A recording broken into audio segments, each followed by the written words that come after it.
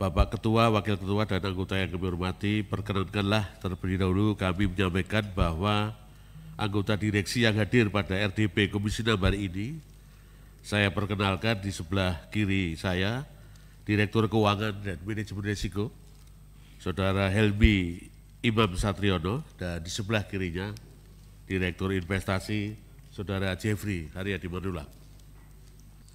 Laporan keuangan di tahun 2023 telah diaudit oleh KAP Amir Abadi Yusuf dengan pendapat wajar tanpa pengecualian.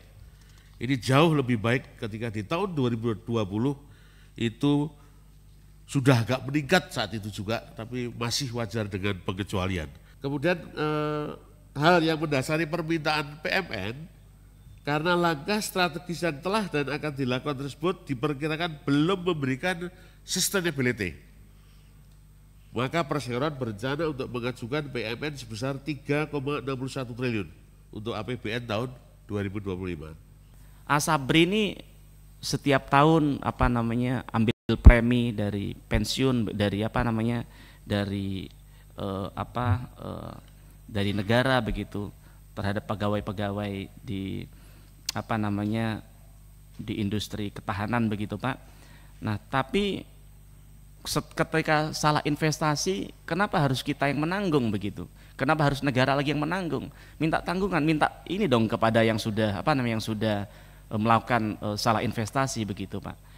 Apalagi kami mohon maaf, ini kalau kita bisa bilang rakyat kalau lihat di media sosial itu ya, ini yang korupsi orang-orang orang-orang Asabri yang karena salah investasi, yang memang rencananya untuk memang dalam rangka korup tadi itu, kemudian ketika itu uangnya habis, rakyat lagi yang harus menanggung. Nah apalagi kami pengen tanya ini kalau kami harus kasih uang 3,6 triliun ini Pak, kami tanya kejelasan dari kasus dua pimpinan ini Pak. Saya lihat Pak Helmi Iman ini pada bulan Juni dipanggil KPK soal kasus salah investasi di Taspen Pak. Nah sekarang Bapak Direktur Keuangan di Asabri, yang ini pernah terjadi hal yang sama. Nah saya pengen tanya bagaimana kasus Bapak di Taspen ya kan? Dan bagaimana pandangan Bapak setelah masuk di Asabri ini, ada nggak salah investasi hari ini Pak? Yang ini akan kami catat, kalau memang ada salah investasi ke depan akan kami kejar kepada Bapak.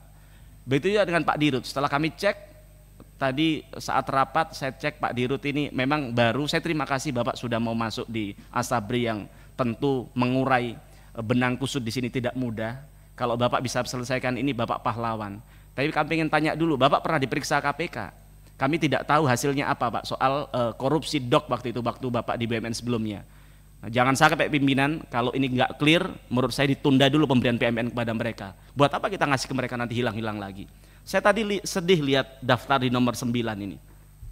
Ini Heru Hidayat, korupsi segitu besar, penjaranya nihil. Beni Cokro nihil. Kita ini rakyat lihat ini tertawa loh Pak. Bapak, mohon maaf ya, saya masih masih kita harus mohon maaf. Iya, tapi di kasus yang lain, tapi kasus ini harus ada konsekuensi hukumnya juga dong. Kalau enggak ini akan jadi presiden buruk ini. Begitu juga dengan Dirut yang lama, enak aja tinggal dipotong aja tahanannya selesai.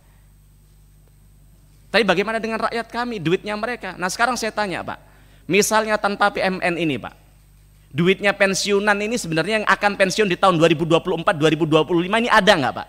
Jangan-jangan nggak ada lagi nih.